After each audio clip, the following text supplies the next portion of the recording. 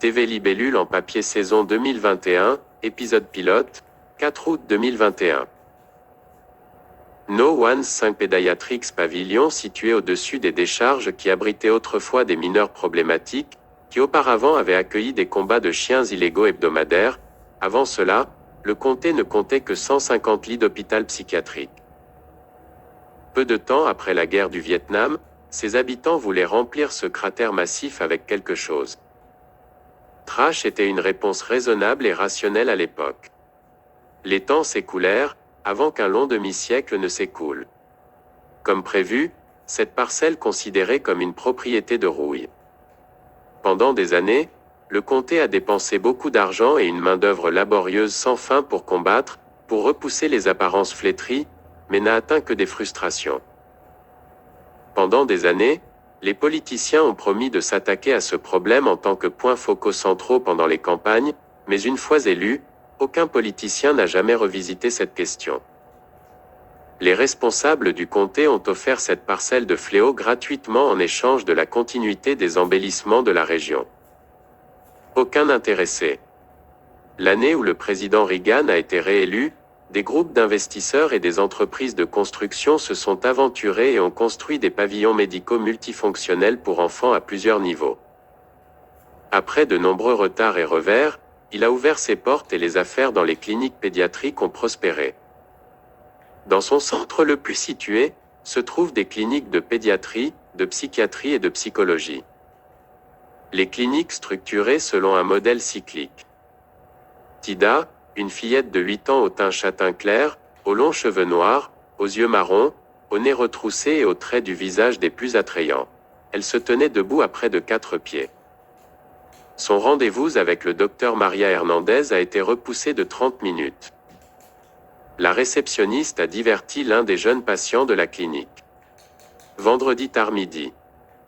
À l'extérieur, les conditions météorologiques ont incité nos futurs élèves de 8e à quitter immédiatement l'intérieur. Soleil à 85 degrés accompagné des douces brises de zéphyr.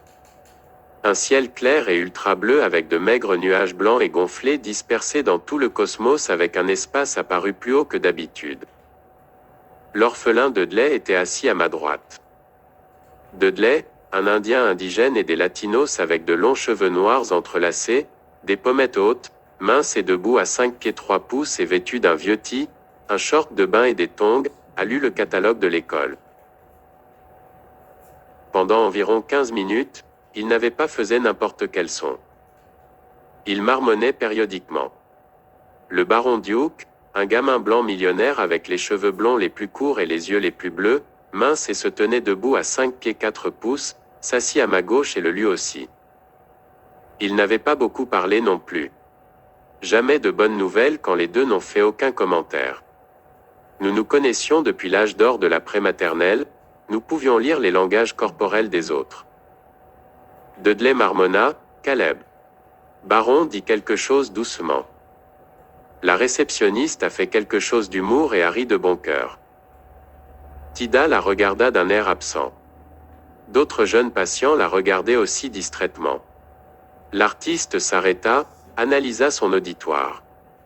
Elle analysa d'abord la réaction silencieuse de Tida. Ensuite, elle étudia les retours inexprimés d'autres patients.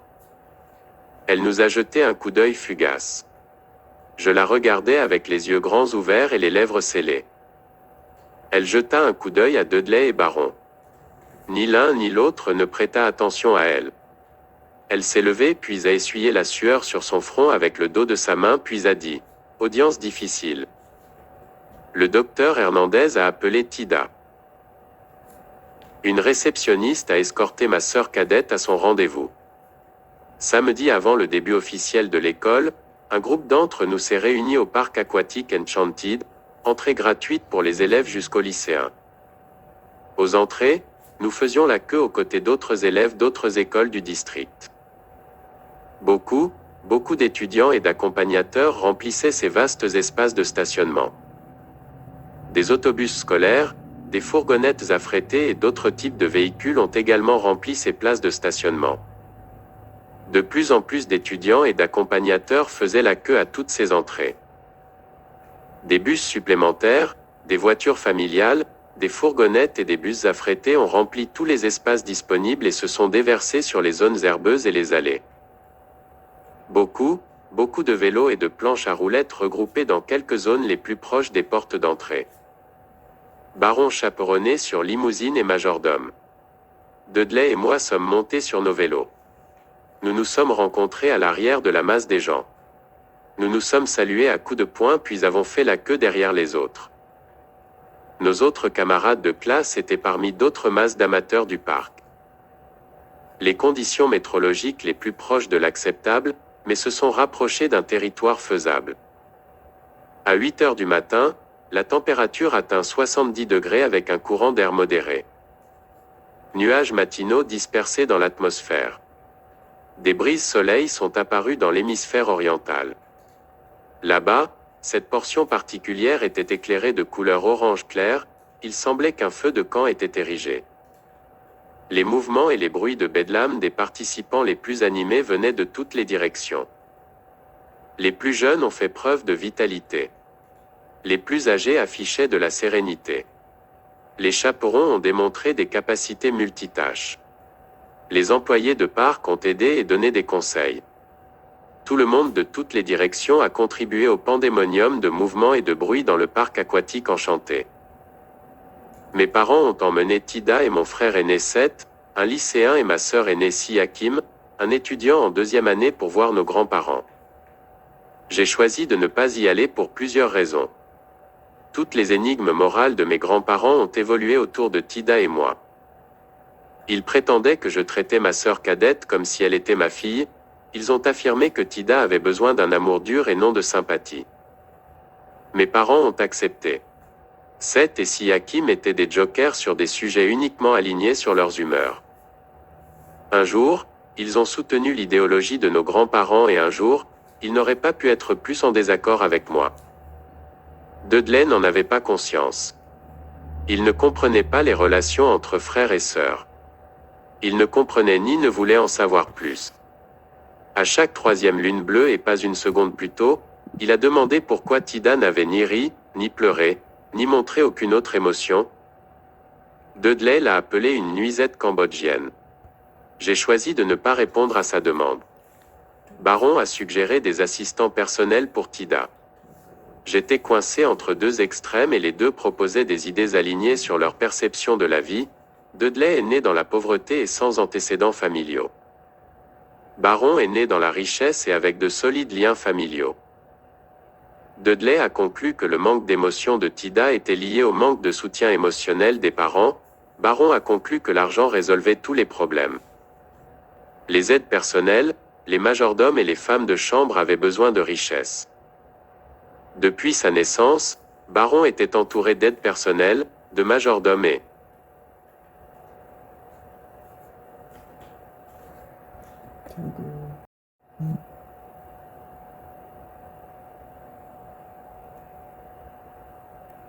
TV Libellule en papier saison 2021, épisode pilote, 4 août 2021. No One's 5 Pédiatrics Pavilion situé au-dessus des décharges qui abritaient autrefois des mineurs problématiques, qui auparavant avaient accueilli des combats de chiens illégaux hebdomadaires. Avant cela, le comté ne comptait que 150 lits d'hôpital psychiatrique. Peu de temps après la guerre du Vietnam, ses habitants voulaient remplir ce cratère massif avec quelque chose. Trash était une réponse raisonnable et rationnelle à l'époque. Les temps s'écoulèrent, avant qu'un long demi-siècle ne s'écoule. Comme prévu, cette parcelle considérée comme une propriété de rouille. Pendant des années, le comté a dépensé beaucoup d'argent et une main-d'œuvre laborieuse sans fin pour combattre, pour repousser les apparences flétries, mais n'a atteint que des frustrations. Pendant des années, les politiciens ont promis de s'attaquer à ce problème en tant que points focaux centraux pendant les campagnes, mais une fois élus, aucun politicien n'a jamais revisité cette question. Les responsables du comté ont offert cette parcelle de fléau gratuitement en échange de la continuité des embellissements de la région.